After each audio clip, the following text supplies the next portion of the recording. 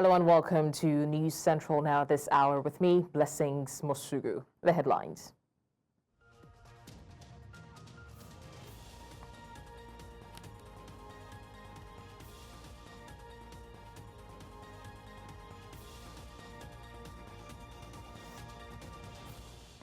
Senate passes 2025-2027 Medium-Term Expenditure Framework for implementation.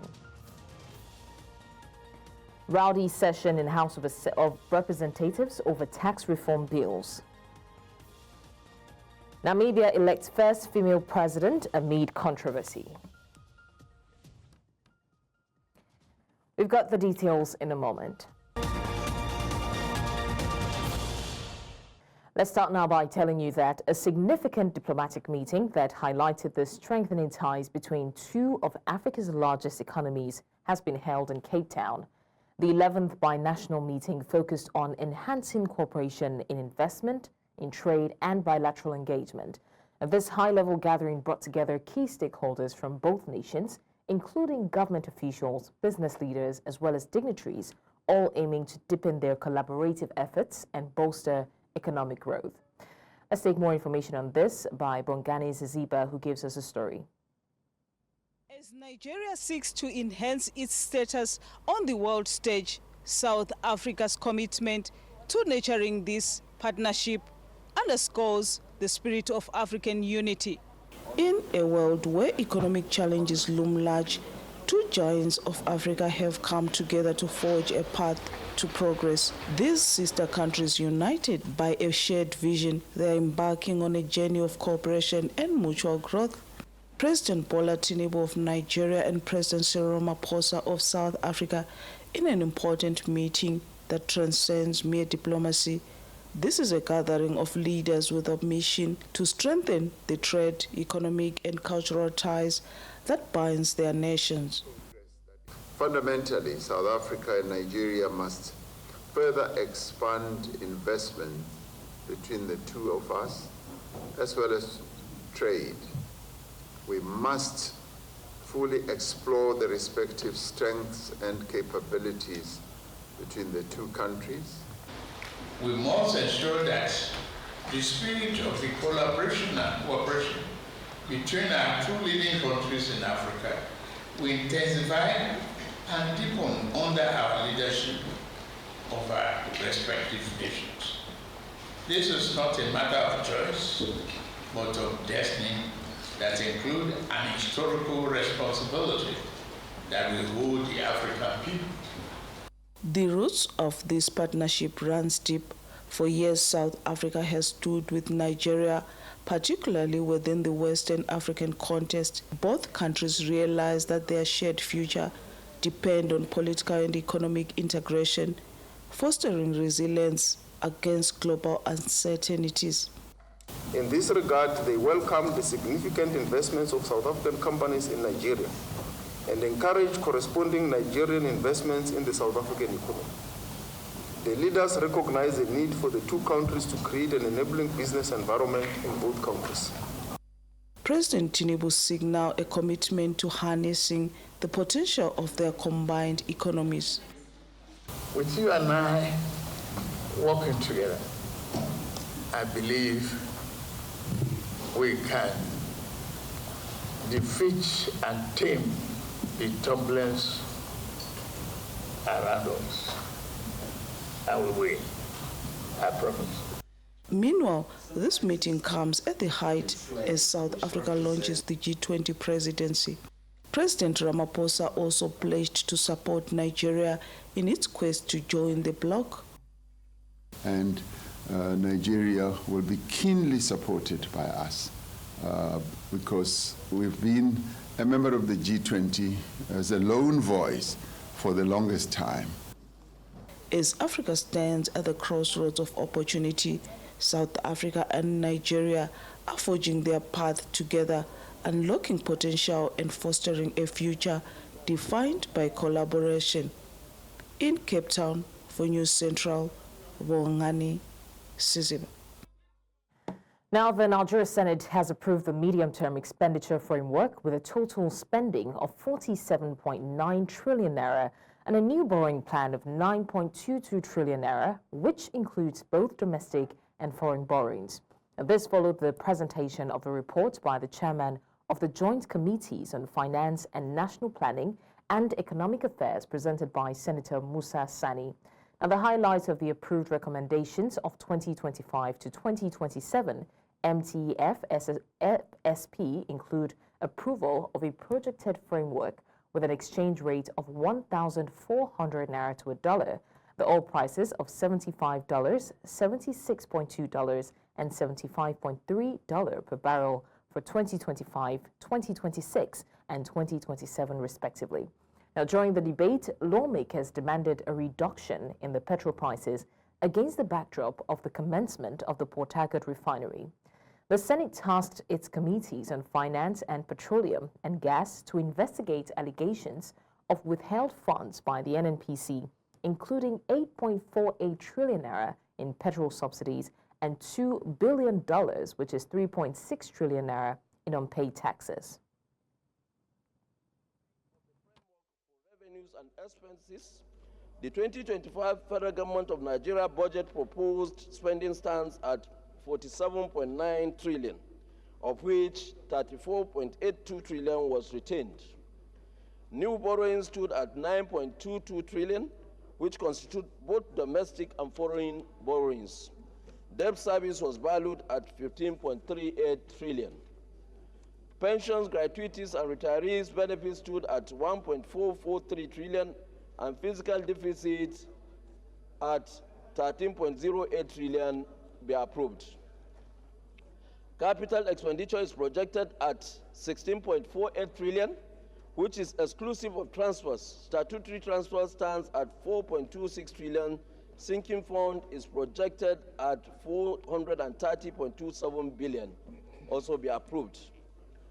The committee recommends the respective figures for total recurrent non-debt at 14.21 trillion. Special intervention for current and capital is at 200 billion and 7 billion respectively. Of importance, I was part of the team that went to Port Harcourt to verify the veracity of otherwise as to whether the NNPC have started production. And I can gladly report, sir, it is commendable. No matter what you can say, you have to give kudos to the president, this particular president, for making these things happen in the last 27 years. When you go there, you know from the bottom of your heart that something is amiss in this country. You could see clearly there was an internal sabotage and external influence. In news of the Port Harcourt refinery coming on stream and the loading reported at the base gave me very sound sleep. But what I was expecting is a push down on the prices of PMS and all that. Maybe because they just started, the PMS is still hovering around 1,100 naira per liter. And if they continue loading in the next 6 months, I have every hope that the prices will continue to go down, the petroleum products. So I join Ningi in saying that the government has scored a very good breakthrough on the issue of refineries. Then the other thing is that we must be mindful of the fact that cost of living is still very high. I'm speaking on the side of people like me. I wasn't an ex-governor or... I think we should go ahead and approve this projection with a pinch of salt. But it also means that we in the National Assembly, particularly this very, very distinguished chamber, Mr. President, should have its eyes on the ball so that by March.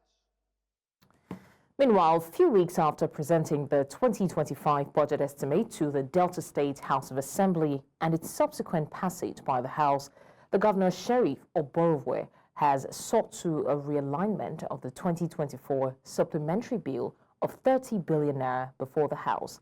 Governor Oborevwe, in a letter read by the Speaker, Ramaphosa Guwo informed the House of the need to realign the 2024 approved budget, enabling the state government to address critical areas of need, stating that the proposed realignment is an amendment to the 2024 appropriation law. Now, the proposed realignment in the approved 2024 budget aims to increase recurrent expenditure by 30 billion and decrease capital expenditure by 30 billion naira. To realign the 2024 approved budget to enable government deal with critical areas of need for which additional provisions are required. Rules show that the sum of 30 billion is being proposed for realignment in the 2024 approved budget. The Honorable House may wish to note that the proposed realignment of the 2024 budget will not in any way increase the total budget size of the 2024 budget. And both additional and subtraction in Schedule 1 and 2. And now, operatives of the Nigerian police force have arrested human rights lawyer Dele Farotimi over alleged defamation. Counsel to the local government critic, Ralph Nwoke, confirmed the arrest in an exclusive interview with News Central correspondent Igbalani Omoni. Now, Farotimi's arrest comes after the lawyer had raised concerns over alleged threats to his life by prominent figures in the country. Dele Farotimi, a prominent government critic and legal practitioner, has been arrested, and his whereabouts are currently unknown.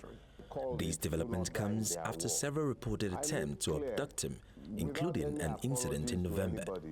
According to Omoyele Shore, an activist who raised the alarm on his X account, Farotimi's arrest is linked to a defamation petition filed against him. News Central visited Farotimi's office, where staff members narrated their ordeal. Farotimi's office is upstairs, but before you access his office, you will need to pass through the security door. So, when they came in, they attempted to open the security door, but could not. They had to. Maybe you want to see the second back door that they gain entrance to. Yes, you can see. You can see this is the back door. For security reasons, sometimes we don't lock it, so they quickly gain entrance through here and went to his office. I wanted to came down from the steps, he now just entered from the backyard and hit me. I said I should not talk anything, this and that. He now pointed a gun on me. I was very scared. He now pushed me that I should tell him to direct to our real boss. That is why I just get there.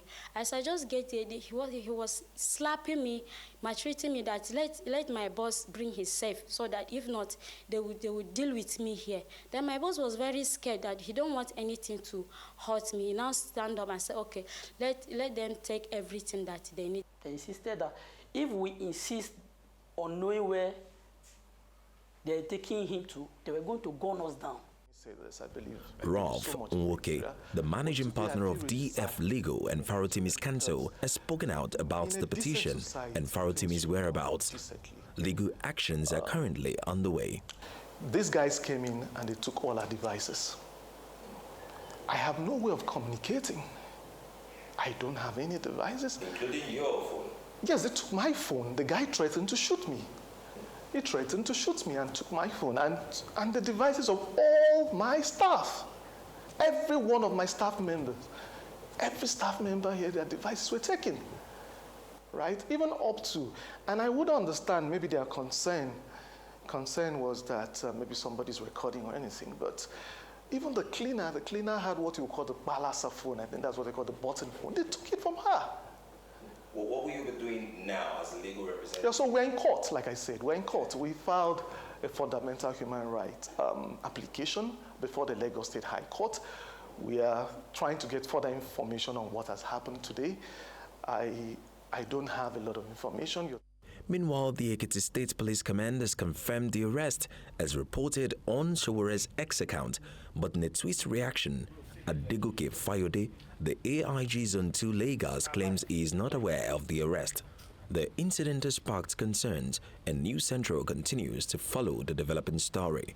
In Lagos, for News Central, I am Igbalani Omoni. Well, that was a report put together by Igbalani Omoni on Dele Farotimi's arrest due to alleged defamation. We'll definitely keep you updated on how that pans out. But earlier, we're joined by lawyer to Dele Farotimi, Ralph Moke, who spoke about this. That presently is with the Kitty State Police Command. That's the only development that we know at the moment that has been taken to Kitty State. We're trying to get further information. I'm sure by tomorrow morning we'll have clarity as to what is happening. But at the moment, he's being detained at the Kitty State Police Command. I do not speak for the police. But what I can tell you is if the allegation is defamation, then ordinarily that's at the level. So we expect that we should be granted bail by the police, which is the right thing that we should do. They should grant him administrative bail or charge him to court, and then the court will grant him bail. So I'm sure by tomorrow we'll have some clarity as to what is going on. Yes, we have filed a fundamental right application, like I said in my interview. We don't have a date at the moment. I'm sure that tomorrow we're actually pushing for it. It's an urgent matter. We expect that. Now we head to the Parliament. The Senate has confirmed the appointment of Lieutenant General Olufemi Oluyede as the substantive Chief of Army Staff, COAS, during his plenary sitting on Tuesday. Now, Oluyede's confirmation followed the adoption of the Committee on Army's report presented by its chairman, Senator Abdulaziz Yaradua, the APC Katsina Central.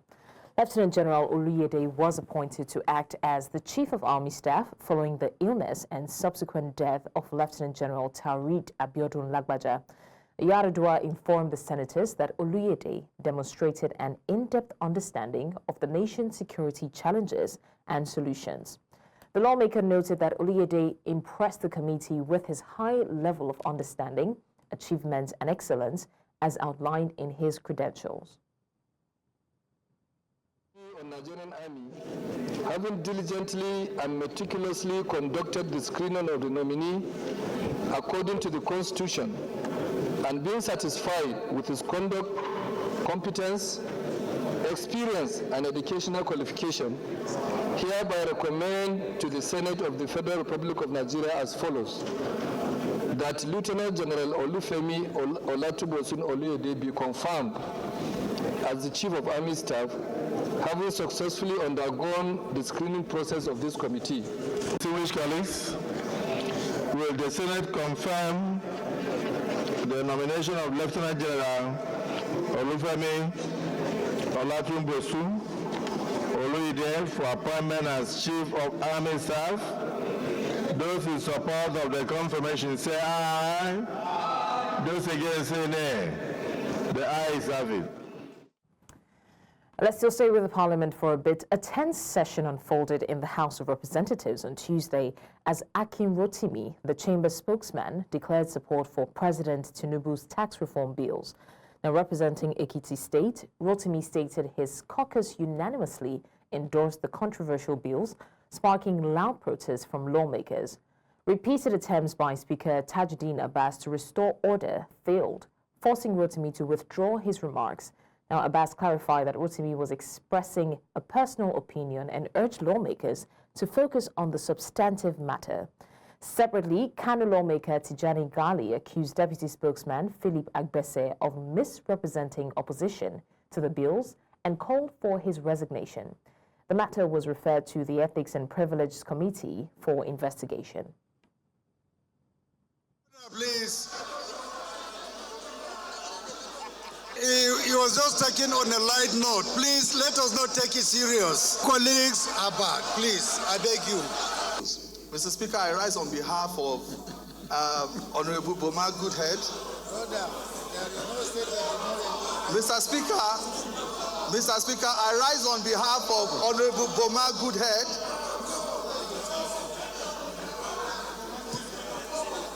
Mr. Speaker, Order, please, order. Protected, Mr. Speaker. He's expressing his personal opinion. Please go ahead. We go on a short break now. You're still live with us on the news. When we come back, Governor Fubara to implement Judicial Commission's report. We've got the details of this and many more stories after the break. Many thanks for staying with us. Now to more stories. A Lagos Special Offences Court has issued a bench warrant against Ahmed Kuru, the former managing director of the Asset Management Corporation of Nigeria. Kuru failed to appear in court for his arraignment over alleged 76 billion naira and $31.5 million fraud. The Economic and Financial Crimes Commission is prosecuting Kuru alongside 5 others, including the managing director of Arik Air, Captain Roy Ilebodu, and Union Bank PLC. They're facing 6 counts of making false statements, fraudulent conversion, and abuse of office. The court's decision comes after Kuru's absence from court, despite being informed of the arraignment. Now in Lagos, the state governor, Babajide Sanwo-Olu, has signed the Lagos Electricity Bill 2024 into law, paving the way for a comprehensive overhaul of the state's energy sector. The new law aims to ensure a 24-hour electricity supply to every corner of Lagos, a major step towards transforming the state into a global city with reliable and uninterrupted power supply. Governor Sanwo-Olu signed the bill at the Lagos House, Ikeja, on Tuesday, emphasizing its significance in addressing the state's energy challenges. The Lagos Electricity Bill 2024 outlines measures to enhance power generation, distribution, and regulation, including the establishment of a new state electricity authority. This move follows the federal government's approval for states to generate and distribute energy in 2023. Now, Rivers State Governor Simeola Fubara has assured of implementing the recommendations of the report submitted to him by the Judicial Commission of Inquiry into the arson, killings, and destruction of property at some local government council headquarters on or around Monday, October 7, 2024. Governor Fubara gave the assurance when the 7-member commission, led by the chairman, Justice Ibiwengi Rosaline Minakiri, submitted 4 volumes of reports of their investigation and recommendations to him at Government House in Port Harcourt on Tuesday. Now, the governor declared that his administration will neither tolerate nor allow such level of violence in the state anymore because it is not profitable or productive. Of any system that would encourage any destruction in this state. And for that reason, we had to inaugurate this commission so that this commission should look into the cause, remote cause of this problem. And I believe that the recommendation of this commission, with the help of God and the support of everyone, we will make sure that we implement the recommendations.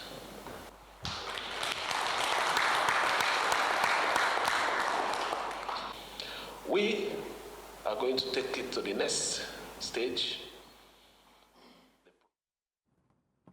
Now, the International Labour Organization has raised concerns over the rising number of workplace incidents and fatalities globally.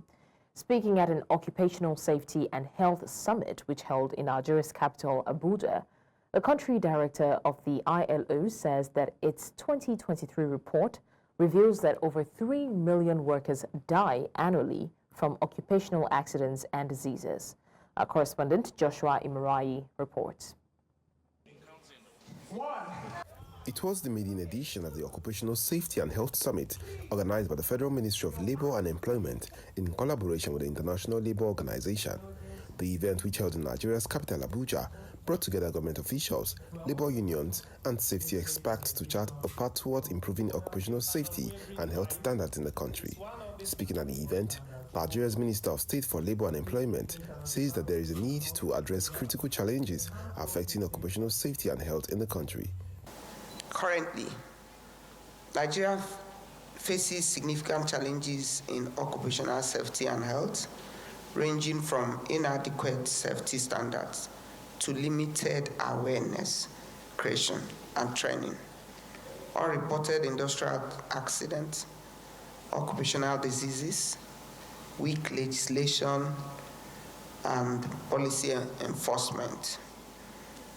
And of course, in the ministry, we've charged the director of OSH that those legislations should not pass end of January. Also speaking at the event, the country director of the International Labour Organization raised concern about the increasing number of workplace incidents globally. According to our report, this is the International Labour Organization report of 2023, we have over 3 million workers who die annually from occupational accidents and diseases, as well as more than 395 million non-fatal accidents. And when we compare it to the data from 2020 or from 2015, we can see an increase of 5%. And ladies and gentlemen, I'm just quoting the numbers, but these are not just numbers. These are human beings. These are our friends. These are our colleagues. These are our husbands, wives, and therefore these are not just any numbers, and it is therefore very important that we take good measures in order to avoid such going forward. Participants at the event called for robust enforcement of occupational safety and health regulations across all sectors. They say that the initiative would ultimately reduce workplace incidents and enhance productivity nationwide. In Abuja from the Central, I am Joshua Imarayi. On occupational safety and health. Coming up on the news, Namibia elects first female president amid controversy. We have the details after the break. Join us again.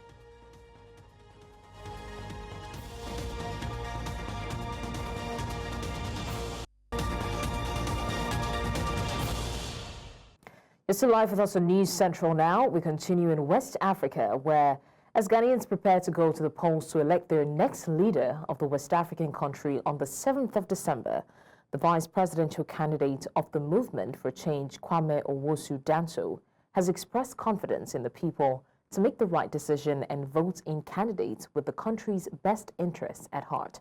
Speaking to News Central's Marshall Onoye, Kwame lamented the country's current economic status. People have very limited options in terms of who they can choose to lead them. And so we are presenting a force that can be identified with the people, a force that believes in the aspirations of the people, a force that can effectively bring the transformation and the desired change that people are looking for. Yes, you can see that if you take a casual look at the country, you'd see posters and billboards of all these two leading political parties. Nonetheless, it is quite evident if you go to the rural communities and you speak to the local folks, it's quite axiomatic that they've had enough of the existence of the duopoly and they are clamoring for change. Which change they believe we possess and which change they believe once we are able to win these elections, we can bring to them. So that is precisely what our movement is predicated on. And we do know and believe that the Ghanaian people will give us an opportunity to also demonstrate to them what we have for them. One of the banes plaguing this country's economy is corruption. And we are going to fight corruption head on.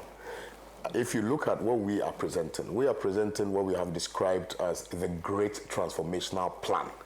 It's not a manifesto, it's a plan. And we have identified how we are going to execute the plan, and we've also identified how we're going to sustain that plan. Now, one of the things that we are going to do to arrest corruption is to create what we have described.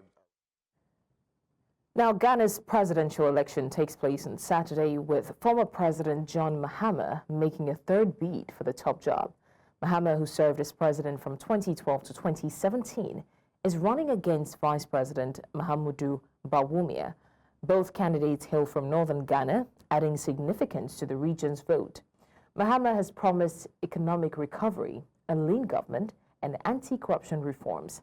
Now, analysts say that his experience is a key selling point, but voters may be hesitant to give him another chance. Still talking elections, we head now to the southern part of the continent, where Namibia's Vice President, Netumbo Nandi-Ndaitwah, has won the presidential election with 57.31% of the vote, the Electoral Commission announced on Tuesday. Penduleni Itula of the opposition IPC trailed with 25.5%. Now, Nandi Ndaitwah, who is 72-year-old, becomes the first woman to lead the mineral-rich nation governed by SWAPO since independence in 1990. The election faced controversy, with the IPC rejecting the result, citing irregularities. Voting on November 27 was extended twice due to logistical challenges, including ballot shortages and long delays, forcing some voters to abandon the process after waiting up to 12 hours. Now, despite the challenges, Nandi Ndaitwah's victory marks a historic moment for Namibia and its political landscape.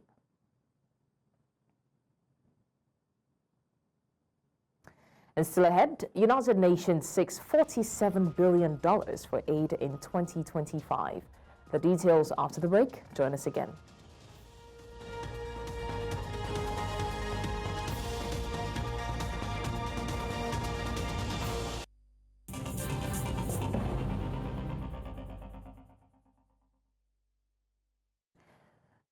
Us now in the studio confirms that human rights lawyer Dele Farotimi has been charged and arraigned in Ekiti. We'll definitely bring you the details as it unfolds.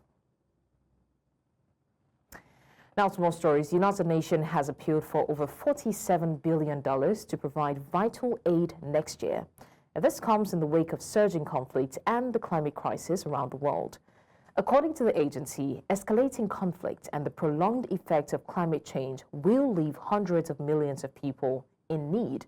The United Nations humanitarian chief, Tom Fletcher, admits to looking to 2025 with dread, as markers indicate it is the deadliest year to be a humanitarian worker. The world is on fire, and this is how we put it out. We'll launch the Global Humanitarian Overview this week, and it fills me with a mixture of shame, dread, but also hope.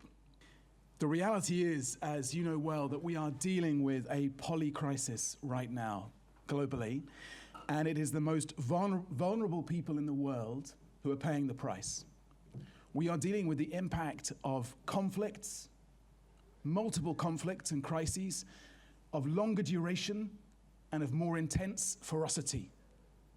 We are dealing with the impacts of the climate crisis.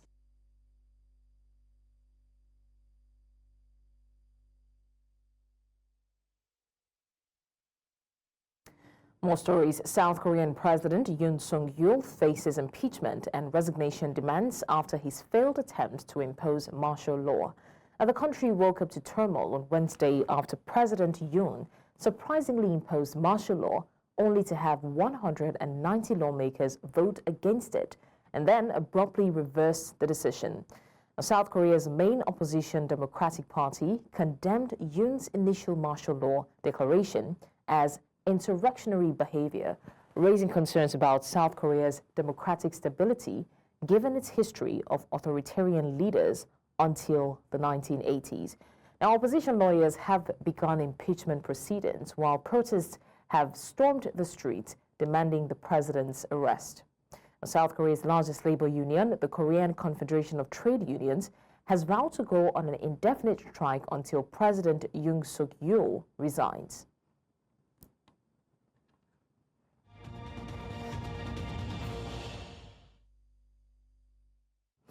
And to business now, the World Bank's latest international debt report reveals that developing nations face a staggering $1.4 trillion in foreign debt servicing costs in 2023, largely due to interest rates reaching a 20-year high. Now, interest payments alone hit $406 billion in a nearly 30% increase from the prior year, impacting spending in vital sectors like health and education. Vulnerable economies, particularly those eligible for loans from the World Bank's International Development Association, IDA, were severely affected, paying a record $96.2 billion in debt servicing. Now, while principal repayments decreased by 8%, interest payments soared to an unprecedented $34.6 billion. Multilateral institutions, including the World Bank, have become essential lifelines, providing significant financial support amid tightening credit conditions. Our total external debt for low and medium income countries rose to $8.8 trillion by year-end 2023. And now South Africa is at risk of missing its 2024 economic growth forecast following a significant contraction in the agricultural sector, which experienced its worst decline in over 30 years. The economy shrank by 0.3% in the third quarter, resulting in a mere 0.4% growth for the 9 months ending September, according to Statistics South Africa. This raises doubt about the National Treasury and Reserve Bank's optimistic growth estimate of 1.1% for 2024. Now, the agricultural sector plummeted by 28.8% due to drought affecting key crops. Following this data release, economists from Nedbank and Goldman Sachs lowered their 2024 growth forecasts to 0.5% and 0.6%, respectively.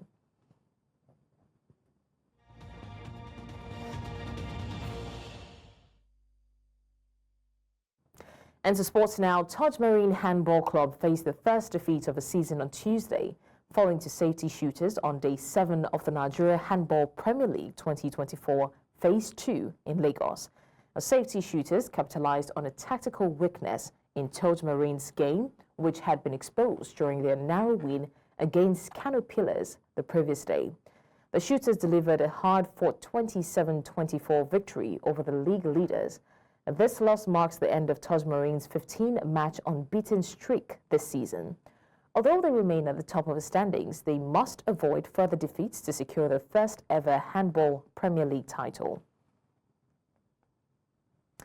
Super Eagles forward Samuel Chukwueze starred in AC Milan's dominant 6-1 win over Sassuolo in the Coppa Italia round of 16 at the San Siro. The Nigerian winger found the back of the net twice, scoring his first in the 12th minute with a rebound after he struck the post from a one-on-one with the keeper. His second came in the 38th minute after he finished off a perfect pass from Tammy Abraham. Now, Milan's attacking display also featured goals from Tijani Reijinders, Rafael Leo, David Calabria, and Abraham. Sassuolo managed a consolation goal in the 59th minute through Samuel Mulatieri, but it hardly dented Milan's commanding display. For Chukwueze, this performance marked his 50th appearance in the colours of AC Milan. Novak Djokovic will begin his 2025 season and bid for an 11th Australian Open title at the Brisbane International. It was announced on Wednesday with the Serbian superstar now coached by Andy Murray. The 37-year-old is targeting a record 25th Grand Slam crown after failing to add to the total during a frustrating 2024. Now, although he did win Olympic singles gold in Paris, the ATP WTA event will run from 29 December to 5th January, with the Australian Open to begin on the 12th of January. Now, should he win, it will be his 100th career title, just the third man in the Open era behind Jimmy Connors' 109 and Roger Federer 103 to achieve the feat. Djokovic was beaten in the Australian Opening semi-finals this year by eventual champion Jannik Sinner, with his failure to lift another major, leaving him tied with Margaret Court on a record 24 Grand Slam singles crowns. And just a reminder, the news reaching us in the studio confirms that Dele Farotimi, a prominent human rights lawyer and activist, has been arraigned before an Ekiti State Magistrate Court on charges of defamation. Farotimi was arrested in Lagos on Tuesday by operatives of the Ekiti State Police Command and was brought to court on Wednesday at approximately 10:25 a.m.